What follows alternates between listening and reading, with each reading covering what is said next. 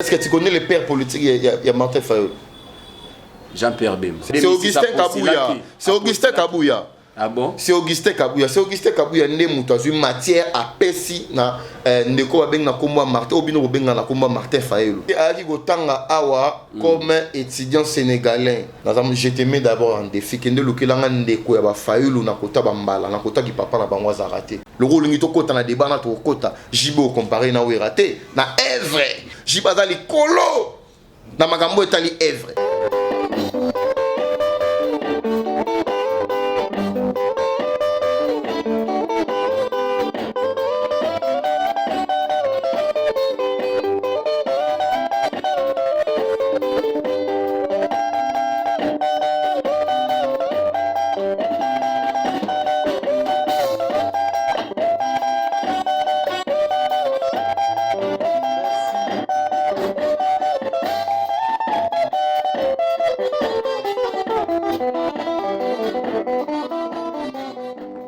Mbote mingi matondo mingi na bana mboka bino ba ebovandi vraiment ebele liboso ya ba etando na bino pona kolanda émission oyo lobato yoka.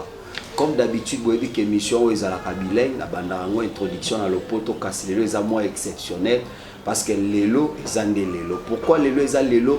Vous avez que Léopard na biso équipe nationale bakondongo na bongo na équipe ya Maroc pour la qualification ya éliminatoire ya Coupe du Monde. Match à l'ESA lelo déjà na stade de Martyr et puis match retour eza mardi. Donc ce qui Léopard et Betty lelo est gagné, il faut gagner la babi ebele parce que retour ezali mardi kuna na Maroc. Et aujourd'hui tokoyamba pona bino mwana mboka satellite kande boyoki na kombo satellite mesana kovanda likolo pona kozaba information mais elatisame komi kombo ya butu satellite ça moko ya ba communicateur ya IDPS ezali parti présidentiel na yende toromeka ko beta masolo o Italie actualité boyebi ke actualité eza dominé na Expo 2020 o salamaki bongo na Dubai président Fatia Kendaki. Mais tout le monde va te belé, va tweeter, va te belé, va poster pour la koloba kaza le seul président au yakenda qui buzo bawana. Ba président belé à bamboka va tinde ba délégation à bango, ministre accueilli, ministre culture a accueilli mais yeka ka président Fatinde akendaki. Et puis tout le monde a qui mécontentement ya artiste to pena clam obimba ya wenge musique à maison mais balobi que pourquoi ba mise ba kei wera kokai kozanga wana te komi même ko finga na entre Zakari Babaswe na Sankara de Kuta to remekape ko beta lisusu li solo ma etali IGF Gila Lingete o batunyo so babenga kala confiance du chef mais Gila Lingete komo lela alobi que aza yemoko azana mototo aza ko soutenir tandis que président de la République alobara que vous avez mon soutien. Est-ce que IGF na président ezo simba te to nini po ekomatina niveau Gila Lingete aloba bongo lokola zape moko ya ba IDPS boyebi ke IDPS kuna ezaka ko chauffer parti présidentiel mais ezaka ko chauffer na nenga mukete départ ya Jean-Marc Kabou tomoni et aujourd'hui tomoni ba combattre ba komi ko senga pe départ ya secrétaire général o ezali Augustin Kabou ya mwana bute.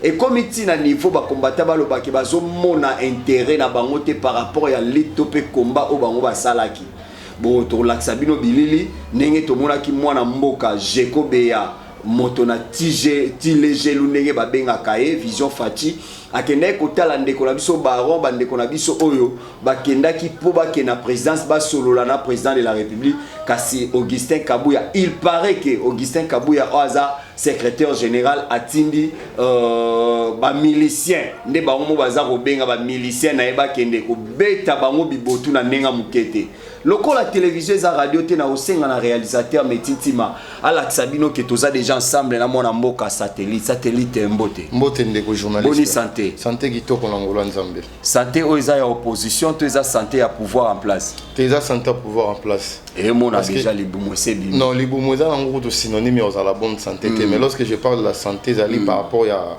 respiration to romi kozwa omoni santé rara na kimia n'est-ce pas lorsqu'on était dans l'opposition au monde abote ba bomi mutu ba sali mais depuis to comment na pouvoir to mona kimia kota na mboka attends aller na ngate menaza l'est dans est ba romo vivre calme il y a de la sécurité ici là on a fait ça attends que moko ya ba combattant na part na chose matricule pour belé bazole la que matricule ezate l'IDPS n'est pas une entreprise.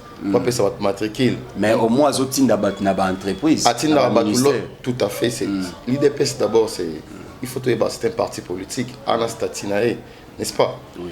Où ils ont régir comme étant un parti politique enregistré dans le 4e niveau, dans le niveau ministériel intérieur. Donc l'IDPS n'est pas une entreprise pour ça va te matriculer. Mais il est vrai, ceux qui vont concourir au sein de l'entreprise publique, ils vont passer concours, ce qui est de bonne loi. Mais ebele bahalo bakebino botangi bakela cité.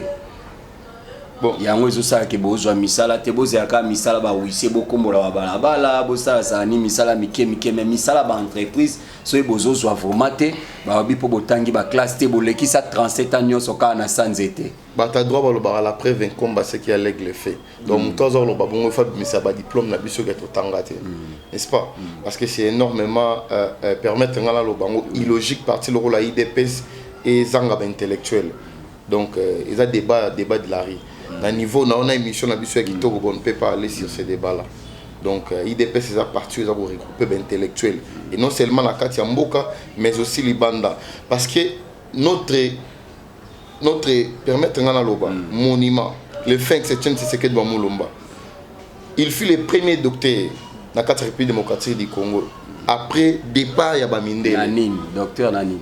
Docteur en droit coutumier. Tes droits coutumiers, bon. Mettons ça même en pied, mais même les droits.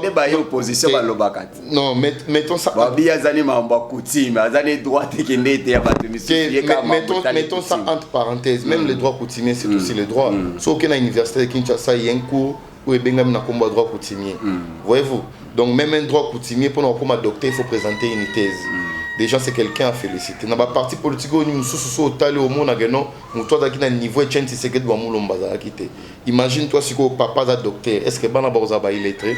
Il y a un monde politique sur le mot, bien fait dans l'IDPS. Sur le mot, en matière, bien fait dans l'IDPS. Il y a un monde 37 ans d'élite.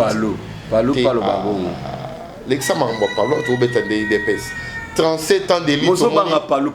Te to chango mupanzi baza bato ba soutenir biso ba baza ya na leki na idée baza ya na leki te alors soutenir biso alors na kati ya union sacrée l'IDPS d'abord nous parlons d'abord mais bon reconnaître epé kazape baza boza ya na leki na palu non ya na leki c'est trop dire mais qu'on remettre en cause force politique ya paluté n'est-ce pas mais l'IDPS d'abord c'est la première force politique na mboka na biso vous comprenez tala Etienne Tshisekedi doit mulumba docteur si vous biso doit matière tendeni 37 ans d'élite ba proposition salami ici là to sima minduk mais to simbité pacifiquement to pouvoir quand on a biki na papier biki a 200 francs na papier de plécataire à 50 francs parce que tu as parlé d'Etienne Tshisekedi et puis je parle d'Etienne Tshisekedi to bengani to tche de côté un dictateur muto azaki na ba projet au sala 50 ans to siècle na kati ya Congo ta les lois comment na kinga kati donc c'est quelque chose à féliciter un dictateur na rien Joseph Kabila et puis le lot to tche mupanzi to zimboka to pacifier yango il a signé son retour ça s'annonce déjà que retour à Joseph Kabila sur la scène politique mais il est déjà dans la scène politique c'est une dichotomie non c'est une dichotomie c'est un sénateur à vie il touche à Toucharambon en tant que sénateur à vie n'est-ce pas on ne peut que faire et on sangate pour on mais qui a touché des distraction bah ça a retour sur salagi départ il y a ça qui départ il est toujours dans le monde politique alors salagi départ comment il fera encore son retour c'est un sénateur à vie à Toucharabé Moliman chaque fin du mois on se comprend donc on a habité retour à Sali on a mon batum soit IDPS na ba etando ba komi paniquer ba mona ke koto Fayulu azali poilo azoka kangi bino de akati Fayulu aza poilo te ozo reconnaître Fayulu te je reconnais Fayulu en tant qu'un politicien congolais mais il n'est pas un poilo mazo drainer ba foule te ko drainer ba foule wa drainer ba foule te na commune auto zanga na aussi Fayulu abimi kaka oyebi yo je suis plus populaire na ngaba que Fayulu je vous assure sûr mais très si Fayulu azoki ba béquille est-ce que Mambolo va les pères mundela ondimango qui assure na magambo mais ondimango na ebiso ke ngaba je suis plus populaire que Fayulu et puis je vous affirme Fayulu azoki ba béquille na Genève to pesa ki ba béquille Jean-Pierre Beno va dire qu'on a historique c'est le moment qu'il est là et ça historique qu'il est là c'est Fayulu d'ailleurs Fayulu yemo po bi ma député na Lukunga il se faisait rallier na IDPS anego misa idéologie à IDPS avec au chaba Fiji et Etienne Tshisekedi moi Tshisekedi ça ne se présume pas mais ça s'approuve, n'est-ce pas, par rapport à non violence. On se comprend, il y a combat la biso ezali pour lutter contre le tribalisme. Et là on y détesté pas na e o yo longolé kazamo Tshisekedi te o yo détesté pas ne. Ça ne revient pas à moi na longola batu bana Tshisekedi to bana Tshisekedi même. Peut-être yo lobby que ça s'éprouve. Ça s'éprouve. Il y a un lobby, il y a un lobby. Yo lo ni yo mona ki ya mabela ça qui faulu la zamwa na Tshisekedi. C'est mon opinion personnelle. Mais je dis ceci, on reconnaît un fils de Tshisekedi par des idéologies. On se comprend, nous avons nos idéologies à nous. Tant on ressent. Mais idéologie à vérité des îles, impérium, c'est que la bande réclamant tout le temps. Tout ça, la nuance entre copie-coller, on se comprend, on a une idéologie. Nazaka sur le trace de son père. L'idéologie. Impérium, vérité des îles. Prêter serment chez soi. Les papiers tiennent à ça là. Etienne Tshisekedi a prêté un serment à un potentiel électoral. Il a récolté un niveau à la Cour constitutionnelle parce qu'il estimait que la Cour de l'époque appartenait à M. Kabila. Mais le lot, tout le monde a fallu en même temps au prêter serment, en même temps se proclamer d'abord, voulais-je dire, président au pays, entre guillemets président élu, au pays, il a prêté serment et puis encore on a potentiel électoral. Il y a une dichotomie, je n'arrive pas, le Martin Fayoulou, c'est un compagnon de Tobundi en opposition. C'est un reconnaître quand même que Bobundi n'a pas. Tobundi en opposition, il venait. Attends, en opposition de Bozaki. Non, Azaki poids lourd parce qu'on le donnait. Est-ce que tu connais le père politique? Il y a Martin Fayoulou. Jean-Pierre Bemba. Ce n'est pas Jean-Pierre Bemba. Mais Jean-Pierre Bemba, c'est Augustin Kabouya. C'est Augustin Kabouya. Ah bon? C'est Augustin Kabouya. C'est Augustin Kabouya né mutazu matière à Pessi na ndeko beng na komba Martin obino beng na komba Martin Fayoulou. Yango beng akebana. Tenga na yebi borjini bato. Kasi beng akebana po yo biso to beng. Son vrai nom c'est Keita Diang Madidi. Ah, satellite. Maintenant on peut s'information. Mais c'est bino boba bato mabe pour banda otambola na muto aza déjà d'origine. Tout ça bato mabe te ali gotanga awa comme étudiant sénégalais. Vous comprenez? Mais quand on est étudiant sénégalais, le roi Monique politique ya Congo est tellement riche. Fayoulou n'est pas Mumbala. Non, ça Mumbala te. Je te mets d'abord en défi. Quand le Kilanga ndeko ya ba Fayoulou na kota Bambala, na kota ki papa na bango zarate. Mbala na kota en Éthiopie. En face ya bureau na nga place ezalé na Sima. Exactement. Famille Boula. Non, peu de formation bien. Yo bi Fayoulou mais comme Boula. Je vous informe en avance. Batunyo soto mona ba bazaba ndeko Fayoulou bazaba di côté maman. Et puis je mets quiconque en défi. Balou kelanga bandeko ya Fayoulou na kota ki papa bazarate. Infiltration de la politique à Congo. Merci beaucoup, amis internautes. Nous poursuivons toujours avec Satellite. Là, j'ai fait clin d'œil à les pères qui pour le monde et pourquoi pas aussi à toi, mon frère ami Blaise Ntoti, de loin et de près. Merci beaucoup aussi à toi, mon vieux Adri Chamoto, maître Bebazibeba. Bon rétablissement à madame notre Sémé qui là je vois encore Georgette Mafuta. Georgette Mafuta toujours fourré au moulin au service des soutiens des juniors Moyoabo. Satellite, je crois que Tozaka Tovanda Kanon a IDPS, le roi Tobandi. IDPS aujourd'hui le départ de Jean-Marc Abound. Oh, ça est le là. Une partie, Balanda Jean-Marc, l'autre partie, Batikal Nabino. Mais tout le monde a Jean-Marc Akei, Ozalaki témoin gênant. Aujourd'hui, comme il sous témoin gênant Kabouya, combattre, comment réclamer Kabouya Kende. Semaine passée, je crois, semaine au cas to banda ya sika oyo. Ils ont un groupe de combattants au Bakenda qui kuna la présidence pour nous Lukabakuta na IMA. Fachi Beto. Mais il paraît que Jean-Marc Nani Augustin Kabouya a tindi ba combattant na ye ba menacer bandeko wana misuku tutoza ba vidéo ba na hôpital. Merci. D'abord, que dis-tu par rapport à ça? Il faut d'abord remettre mon placement, le départ de Kaboum de Kaboli Batouté. C'était non-événement. On se comprend.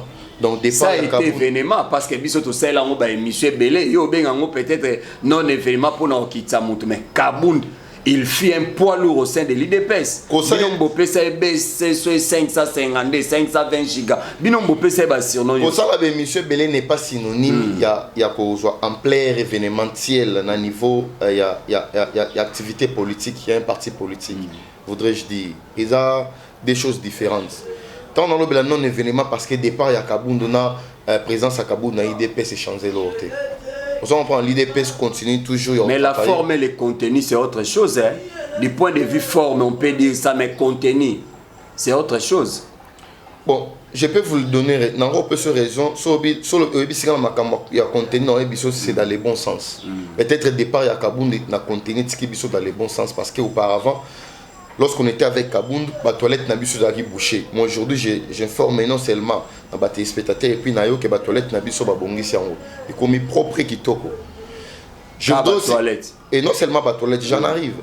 Dans l'Église, on a peu d'informations. Tant que vous avez Kabound, tant que vous avez Kabound, histoire ya makambo etali ma carte nde to sali ba souscription na biso ngati siko na za récit nanga to yeba ki suite mais le l'autre aux carte na $1 et puis carte biométrique carte à partie et puis carte biométrique vous allez comprendre que ce est sur le plan contenu dans biso c'est dans le bon sens vous allez comprendre et puis le l'autre monique to andai aux assos de ba matinée to ba manifestation na siège à parti politique présidentiel que je cite IDPS.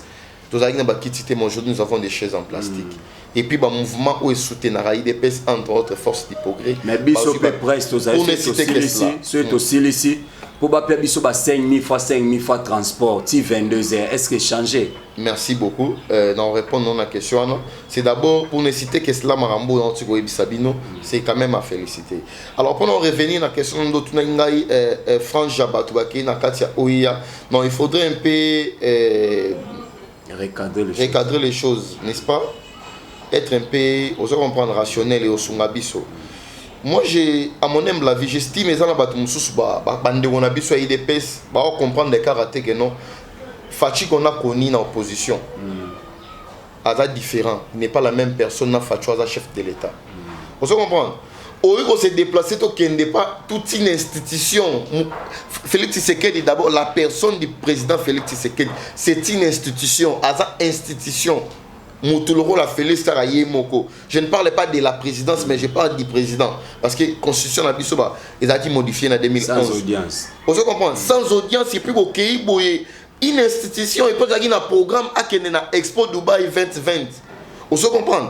Donc c'est quelque chose que je condamne avec toute mon énergie. D'accord, et puis, il y a Augustin Kabouya. Qui Augustin Kabouya pour être dans le bateau de manière permettre de comprendre mécanique. Augustin Kabouya ne peut pas le faire, à mon humble avis. Les chefs de l'État dans la maison militaire, les chefs de l'État dans la garde républicaine, où ils allaient organiser, pour repousser, ça ne revient pas à Augustin Kabouya. Augustin Kabouya n'a pas une milice au sein de l'IDPS. Mais aussi d'autres choses, il faut lever le mot très important. Fatiki qui avant, Aza Fatio Aza Lelote, Lelo Aza institution mobile. Partir comme ça, Augustin Kabouya, ce que Zaki Yem Tatinda Kibat.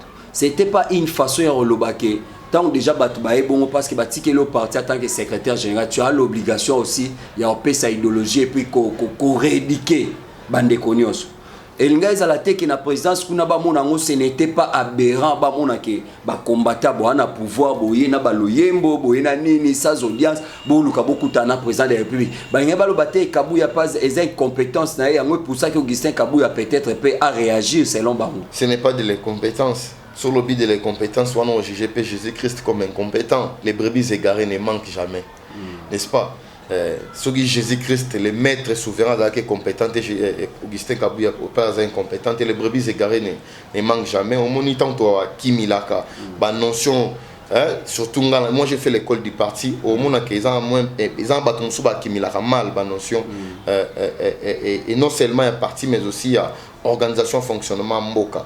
Donc ici, moi je ne condamne pas Augustin Kabouya. Augustin Kabouya n'est ni de près ni de loin. Et non seulement dans le Oya, mais aussi à une information. D'ailleurs, il regrette pour les cas qui connaissent. Puis nous savons que tout ils ont un peu permettre de messe noire et salamara. Pour nous, toujours mal, il y a Augustin Kabouya. Mais je voudrais aussi informer Nabatou. Augustin Kabouya a la volonté à chef de l'État. Et non seulement la volonté à chef de l'État, mais aussi la volonté à combattant. Tous les gens qui sont concret, ceux qui sont concret, à partir du moment où tu retiens mon pandi, ceux qui sont CPD, ceux qui sont CPD, tu es président à parti. Tu es la congrès, oui. On a lobby au sa président à parti. Bien sûr, le congrès a rapport c'est non seulement président parti, mais pour sa fonction où il dirigera parti de Bima, dans le congrès. Mais les dates n'est pas encore connues. même dans l'avenir congrès au Salama. Même dans l'avenir. Mais c'est ça, non? Même le lobby pesa dans l'avenir. Parce qu'on doit d'abord s'organiser, au congrès, on doit s'organiser, il faut que qui est qui n'a qu'à l'IDPS. Vous comprenez? Parce que moi je suis congressiste déjà pour votre information, on n'a pas commencé aujourd'hui avec l'IDPS. Donc tant que na congrès de Toroye bana, Augustin Kabouya il travaille bien. Alors ça va marambo. Mon marambo infiltration ça partout. Ce qui mboka le rôle à Congo toza infiltré bon fortiori un parti politique comme l'IDPS. Voilà pourquoi moi ici je profite de cette occasion pour na pesa un clin d'œil na directeur général il y a Onip Richard Ilunga Ntumba. Donc na expertise au moins na mobile wana zanango vraiment il faut continuer. Je demande seulement à Samalo Konde Admisa Mbongo de façon que même abisso na recensement na identification. Parce que na Congo si on est recensé, si on est identifié, bah même dans le niveau parti politique et aux alatés. Merci beaucoup. Merci, je demande à Metitima à balancer les biso images au Jekobe à Ake au Talabandeko au Bazala qui a agressé na IDP. C'est parti Meti.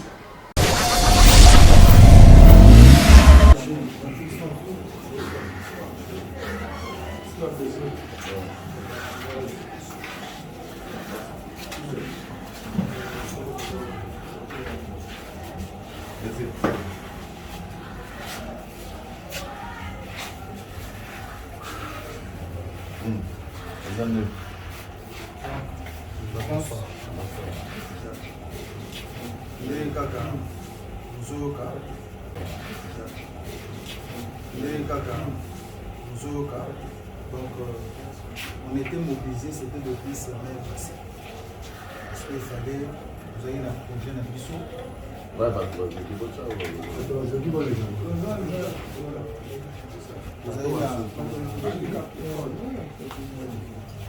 avez président, nous avons la démarche et abandonné du son.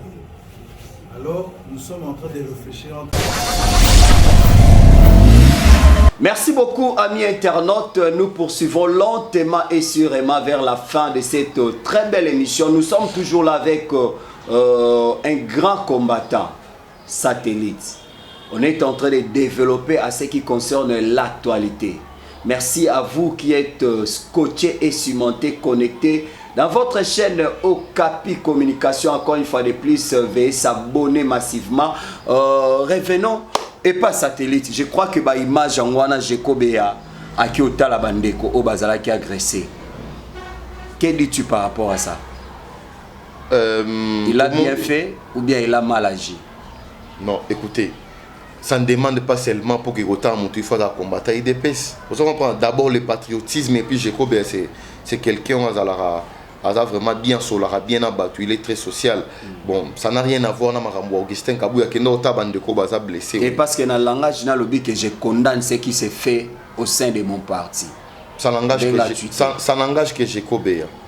N'est-ce pas? D'abord, dans l'IDPS, nous sommes dans un parti démocratique. La démocratie est allée pouvoir du par définition, défini par Montesquieu, pouvoir du peuple par le peuple pour le peuple, entre guillemets. Donc, c'est-à-dire, chaque personne a, osons comprendre, droit à émettre un avis, une opinion.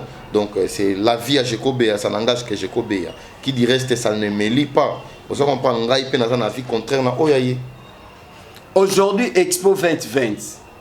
Félix Tshisekedi Tshilombo Antoine au Akenda qui n'expo qu'au soutenir culture Yambo Cannabiso. Mais ça fait débat balobi, il est le seul et l'unique président à se déplacer qui Akenda Expo, Bamsou Batinda qui représentant na bango, surtout que Kouepesi 1 million et quelques pour le déplacement na yo lobini par rapport à Makanisa Bato. Les réveils, la renaissance. Il y a la République démocratique du Congo, la scène politique internationale est maintenant opérationnelle. Avant de répondre de manière claire à la question, on va permettre ici dans sa loge, na Félix Antoine Tshisekedi Tshilombo Moukantombolo Kishimama béton, Fachi béton. RDC est dans les oubliettes. D'ailleurs, dans les concerts des Nations, on s'est retrouvé. Président Félix Antoine Tshisekedi Tshilombo lelo azongisi mboka Congo tozongi na scène politique internationale. Vous savez la politique internationale les a rapport de force. Au monde makambo ti olekana. Makambo olekana na Ukraine na Russie na Ukraine. dans la politique internationale est tellement difficile pour nous décortiquer. Ça demande la force, c'est un rapport de force. Si on a raté, le lot RDC au Zongi, le président Félix Tshisekedi Tshilombo a ramené Bissot dans la scène politique internationale. Par conséquent, tout le monde a retombé et vous allez non seulement du point de vue diplomatique, social, militaire et consort. Pour la Makambo Etali Expo 2020 dans Dubaï, je vous dis, apôtre Paul l'avait dit, j'étais jeune, j'ai vieilli, je n'ai jamais vu un juste être abandonné. Nga satellite, j'étais petit, j'ai grandi, je n'ai jamais vu la République démocratique du Congo a invité dans la vitrine internationale dans Expo 2020. D'ailleurs, Ezali, rendez-vous, il y a un grand rendez-vous, il y a un investisseur côté chaque pays. Ce n'est pas tous les pays, mais je signale les pays invités. Au Bayaka, ça la publicité, ça la exposition, il y a la richesse, il y a la bango. Qui dirait que les Européens ont maintenant envie d'investir pour investir dans la Katiamboka. C'est ça ce qui signifie Expo Dubaï 2020.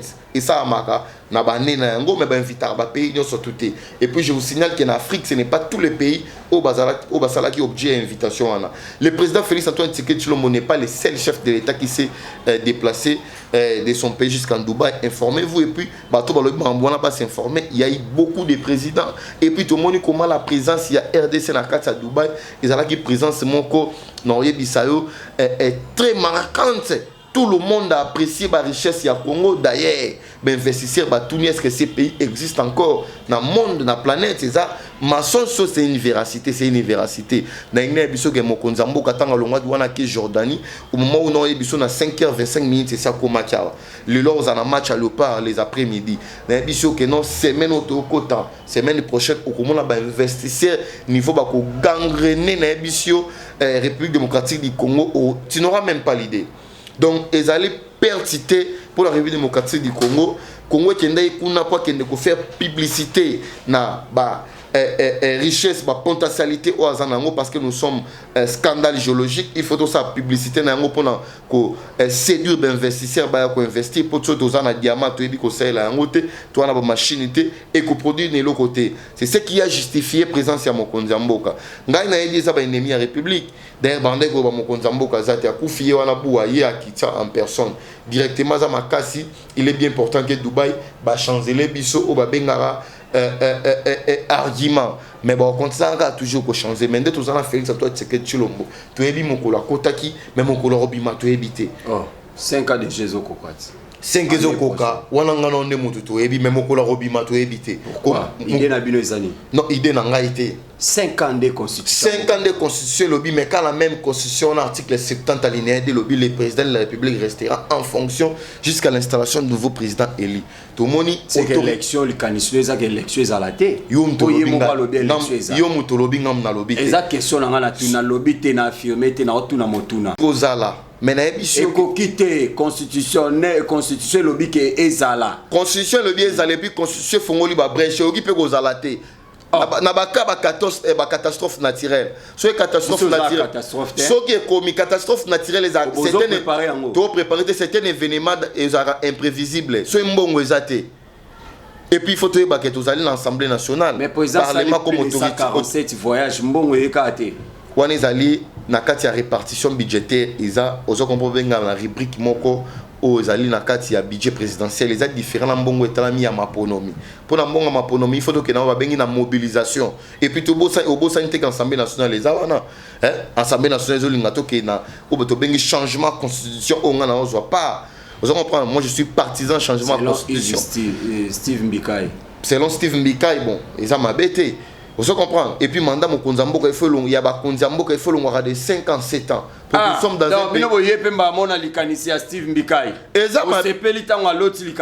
Constitution qui établie par les belligérants dans San City, dans quel contexte? D'ailleurs, mimétisme constitution constitution française belge au monde qui nous a copié-collé. Il faut que la constitution adaptée et adaptable. Au monde même lorsque bateau basara beti a droit, basara toujours appel na science sociologie parce qu'on ne peut jamais on se comprendre que ça la mibe que sans pour autant tenir compte il y a social il y a peuple wana. Nous sommes un peuple pacifique, nous sommes un peuple on se comprendre en Bissau africain, un chef de l'État dans un pays sous-développé comme le nôtre n'est pas à mon humble avis jamais faire 5 ans et vous permettre à étaler plan d'action plan gouvernemental là.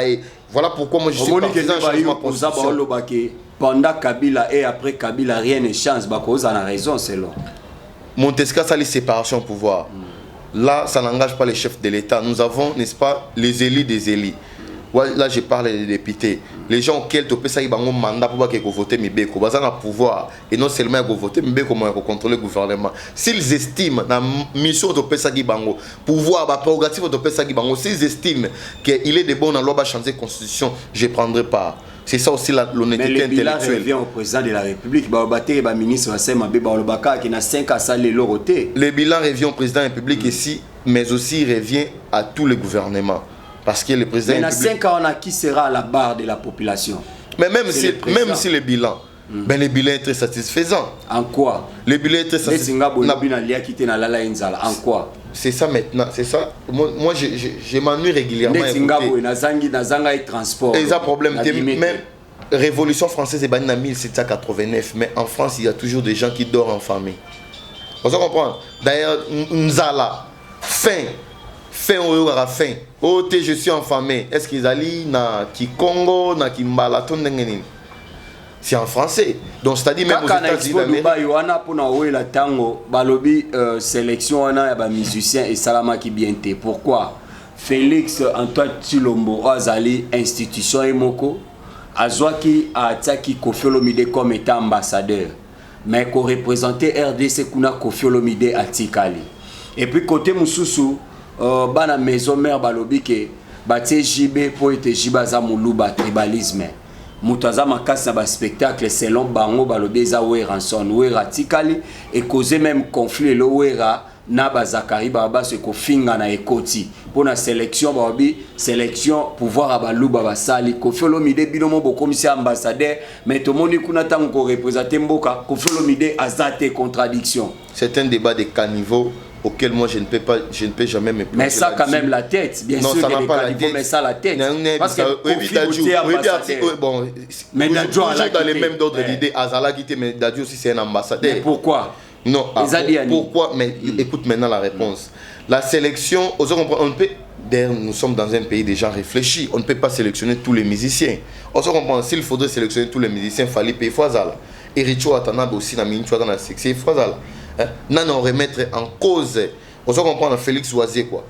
Non, remettre en cause ministère Mousso Bazuite le rôle à l'eau quoi quand on sort. Donc s'il faudrait amener, s'il faudrait toquer un argument aux opérations ou à battre à maison mais bon là on risquerait en même République démocratique du Congo Mobimba. Pour faire de gaspard le Bayazali, il faut qu'il au bon Robin Mondibo. Bah ça les choix moko aléatoire. On se comprend. C'est-à-dire bah cibler quelqu'un musicien par rapport il y a capacité à exposition à bango le quoi parce que déjà JBM qui en a mutua rumba ba bi photo zoapé même sur tel expo na balobi world de musique rumba pirement nyoka longwa zaki wana comme les doyens il faut ça ce qui est de bon dans la loi JB pour beta rumba parce que rumba est comme patrimoine mondial il faut que même bande ko émirat rabini ba savourer en gros vous comprenez na makambo tali est vrai. Le rôle de Kota na débat na to Kota Jibo comparé na Weraté na est vrai. On se comprend le mot kulu Jibem piana na est vrai comparé Jibé na Weraté. Jibaza li kolo na makambo etali est vrai. On se comprend. Selon ngate selon mais tous arana awati même ba concert classique ba concert classe taba. Ba nikide. Na ignorer te bongo nikide o comparé ngona nzembo le roi Zadio Congo. Hein? O comparé ngona nzembo le roi Mbwa. Jibem piana za li kolo. Dadju a quitté parce que maître Gim Sadagi wana maître Gim Sada fort yango mone salagi même ba fali batika jiba gi wana pona rumba innocent azaki mingi beaucoup plus vous comprendre choisi par rapport à âge na pour à la comme vous comprendre quelque chose exceptionnel ou à la savourante par rapport ya ba téléspectateurs tout ba participants ya ba concert wana donc ce qui était normal tout le gâteau ça ba attaque politologue. Conflit à Zakaï Baba Senande ko les yo kolobanini ça mo mokolo to na kati conflit à Zakari. Les Zakara senge les airs pardon, les airs sengi si Zakari pardon. Est-ce que ça m'a béto malam conflit wana yo kolobani en tant que homme d'état? Ndeko les airs il faut ba Zakara za doyen na e. Tant Zakara ça va succès dans kati ya Congo biso ba miketo ebi ndeko les airs te. On se comprend. Et puis muta foule ndeko les airs c'est Zakari baba swe. Il faut en respect. Il faut en respect pas Zakari. Zakari on ozo mona za mutu munene nana fula we ranson. On se comprend. Quand tu na débat au Sankarazo Tomboka. Nana fula we ranson. Il faut dans le baraba vérité nana fula we ranson. Alors Tomboka te, c'est normal. Na minute de Golesier a député Zakari Baba soit député honoraire mais comparé na histoire ya Congo comparé Zakari na de Golesier te ba de Golesier ba bimi ba maman ya tindika chakal ba Zakari ba créer banzela. On se comprendre mutoye penza beti para bimi akende ti roi biso ba satellite sans appui sans ni mobimi kaka pour indou se chaîne c'est que doit molo mbese côté te bino peut formé par fils Mukoko ngaza élève fils Mukoko te ngaza élève ye chaîne c'est que doit molo ba disciple à fils naza disciple te fils Mukoko c'est un compagnon to bundi na ensemble. Hein? Mais nous respectons quand même les gars qui ont vécu. Moi aussi j'ai vécu, non? Moi aussi j'ai vécu. Pendant que fils Mukoko pas donner ma public, bino ba satellite. Bon adresse dans la public. Na moi mbaso lingo bima il faut contacter nga, so contacter nga to. Mais fils Mukoko moi mbaté 24 communes. Quand on a 24 communautés. Aujourd'hui ba mona fils Mukoko ba mona Jekobea. Bino ba disciple na bango. Nga za disciple à motu. Na organiser qui marche na funa ba mona ki yango. To sala gina bande on a biso ba Cisco ipanzula banane et tout comme ça. Ba biso ba ti satellite ba ti fixe Mukoko carnet d'adresse. Carnet d'adresse par rapport à Nini. Na notoriété. Na lingi ba téléspectateur ba répondre à la question. Oh mais yo moko za na ti. Ce n'a pas si réponse et malheureux là. Ce n'a pas si réponse et bon fils Mukoko c'est un compagnon. C'est Mbiakape. Mbiaka na sanction zolobela. Na boulot te. To bandi nzela moko. Mais azu makambu liboso no. Makambu ni nde tozolobela. Place wani na comprendre. Visibilité. Loyalu. Bon, na concéder ndenge olingi na concéder. Nga za satellite mondongo yo ka satellite ça captera partout. Ngande satellite. Na pesi fils Mukoko mbote kotaza eza mamba politique. Bomi moto eza mamba bo mboto tete ya za parcours mais c'est un combattant ngape na za combattant na muto obunda. Satellite. Moi eloko moko eza wana poto chité Gilles Alingete IGF. Au début président de la République à Lobaki, vous avez mon soutien. Mais aujourd'hui Gilles Alingete qui se plaint à Lobaki, il est abandonné au triste sort. À ce même concours de musiciens, il va soutenir, il va soutenir Maboko parce que Aza abandonné, c'est comme si Aza Yemoko. Est-ce que ça passe ou bien ça casse entre Gilles Alingete et le chef de l'État? Ndekolanga permettre de reprendre le verset biblique Oya. Évangile. David Alobaki, j'étais jeune. J'étais jeune. J'ai vieilli, je n'ai jamais vu un juste être abandonné ni son fils mendier le pain. J'étais jeune, j'ai grandi à part. Félix Antoine Tshisekedi Tshilombo Mugantombolo Mukishmwa Mai. Je n'ai jamais vu un juste lokola Gilles Alingete Nkei. En tout cas, papa, c'est un patrimoine pour la République démocratique du Congo. Gilles Alingete a kangarate. Il n'est pas habilité à sacrifier, à rater. À la mission, à la contrôle. Après avoir fait la contrôle, à Zuba dossier, à Tindiango, na parquet, na tribunal était, oui, na cour pété, na parquet. Parce que les parquets, Azali, na prérogative, il y a qu'on rechercher les infractions et leurs auteurs. Dans notre pays, s'il y a des gens à respecter, oh, il faut passer là-bas monument. Il n'est pas abandonné, il bénéficie toujours du soutien du président de la République Tshilombo Mugantombolo Mukishmwa Mai. Parce que IGF est la carte de la présidence.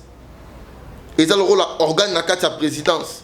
S'il avait fait appel à la musicien parce que au que Congo est un pays musique. Congo musique est le rôle patrimoine na biso pour les musiciens peut sensibiliser dans la loyembo. Nanzela loye mboba sensibiliser que corruption za mabe. Papa, na mboka bazo ya ko corrompre mutu mbongo papa ministre mazo boya ba millions de dollars. Mais alingeti muto kende prison mais mbongo ezongate. On est à musala alingeti. Et puis muto ngo se bakangiye asolole le président et grâce présidentielle tabimi. On est à musala alingeti te grâce présidentielle pe mokonza pesi muto ayibi mbongo te. So na biso tangela nga tu auras du mal. On est à musala Gilles alingeti te. Gilles alingeti c'est un patrimoine pour la vie démocratique du Congo. Neti nani o ayibaki mbongo ba signaler grâce présidentielle. Ah, il aurait zaté. Oui, ba Congo. Totika ba marambo. Barnabé Tilelo. Barnabé. Ah, rien. On est à ba raccordement frauduleux. Na biso que Gilles Alingeti. Vital Kamer. Mo quoi que soit. So nous avons ba toi boy. 15 ata 5 na Congo bongé s'est décollé. Gilles Alingeti Nkei, Moussa Kitoko. Papa, pour votre information, où sommes-nous avec cette affaire? Kamere a la liberté provisoire. À Solité, Kamere, il n'est pas libre. Non, c'est ça aussi l'état des droits. L'état des droits implique les respects à procédure. On se comprend. Moutou a condamné soit à 5 libertés. Je ne parle même pas de la liberté provisoire. Et qui a maladie. À 5 na procuré. À qui ne reçoit pas soins de santé. C'est des bons. Et ça m'a kawa. Non, ça m'a et à l'ongwe à que vous soyez libanda mais koki manio songwana. Mais on est tous conscients parce que quand on donne la liberté provisoire Interpol les alliés frontière bien sûr Interpol les alliés lorsque la nécessité implique il faut kende la vie humaine est sacrée et ça la malante mi be qu'on a biso la vie humaine est sacrée on a lobby ça Ombozo a lobby objectif il y a condamnation il y a un incriminé ezalité que pour babuma ezali pour nous resocialiser. C'est que nous devons savoir. Babi Michel Libanda non ake repé maté la vie humaine est sacrée to rolingande on a biso caméra Jama Kabunda senga ki abima Libanda boboya ki après boyo le président pour votre information même il y a eu dépassement il y a ba jour ba président de la République ndaloba ki azo senga na président Assemblée nationale arrive ça a instruit président Assemblée nationale va permettre Jama non c'est faux et archi faux Jam de ko Jama Kabani o senga abima Libanda banda ka alongwe na IDPST kasi wale ko boya po boya bo bete ki sambe par rapport à nini. Bon, aussi longtemps il était encore président ad intérim, il y a eu des PC depuis longtemps. Merci beaucoup, mon amboka satellite. Monique P. ma fomezio. Il faut aucun de penser moi mutoke puis on met la jambe à l'île. Kasi on peut sa message. Les deux zamba liboso to yambio. Mais lorsque l'actualité s'impose, to banda toujours ko yambaka yo parce que to ki opposo lo ba bien. Qui oppose le babie là si vous marquez aux disciples à fils mukoko ka ndenge yo mo lobi na disciple chen c'est que dia fils mukoko te tika mambo ba fils bazaba ene na moi j'étais fils mukoko à quel âge na musala te ngala bandi IDPS na 4e primaire voilà fils na noté te na yebi to ekokutana biso tout ekokutana c'est bon na CP na débat au kama na banyo so lobi na CP na débat au na bangala bandanga bandi DPS na oyo tanga ba journal ba journaux ozo comprendre ngai tong na yebi ko tanga na 2e primaire à partir de 3e na bandi Athénée de Lemba EP1 na 4e primaire na bandi ok tanga ba journaux na super Lemba on a ndundo bandi ko teka c'était na 4e primaire après to longwa to se déplacer donc n'est pas massiré là j'étais encore à quel âge. Merci beaucoup Lilo Basuka o kokoloba pour na émission lelo. Na pesi merci et puis na pesi Nebo Yambinga merci pour continuer toujours à s'abonner très massivement et puis au moins abonnement de ni au matapo tous a être suivi à l'étranger mais non il jamais au club à propos nanga sans pour autant na bisa ba député provincial ma Ndombe ngande on a bino satellite mondongo mpangi na bino na bisi bino to pesa chance na madame la gouverneure Rita Bola. Ah, mon toi, ça va y d'aller malade. Rita Bakanga ina détournement, bino beaucoup moins. Rita Bakanga ina détournement. C'est ça maintenant la confusion. Torozong la maman pour expliciter en gros. Hop, na obeta marambwana sima. Les aïeux na maramba banquette, ba monique non. Rita Bola, gouverneur ya Maindombe sans discussion. Mouton patapatazate pour mon mieux on soit simi Maindombe na bisio. Et là ba minéré mo ba mo na katsa Maindombe capable au kanga s'attendre. Donc il faut qu'Arita Bola qui dépose à l'exploiter. Merci beaucoup satellite, merci pour vous soutenir ba kabiliste. Donc tout bateau nyos va ba kabiliste. bino beaucoup soutenir bango. Je crois que to komi na suka ndeko na biso Christian o kinde satellite à lobby aza populaire na Ngaba, tandis que Eside ya Ngaba, la muka ya Ngaba yopoza wana. Donc satellite ba propos lobby eza ko engager ka et Christian toza besoin na plateau au contredire satellite. Soka aza raison to azoko ça peut ya beza plus populaire na Ngaba que Martin Fayulu.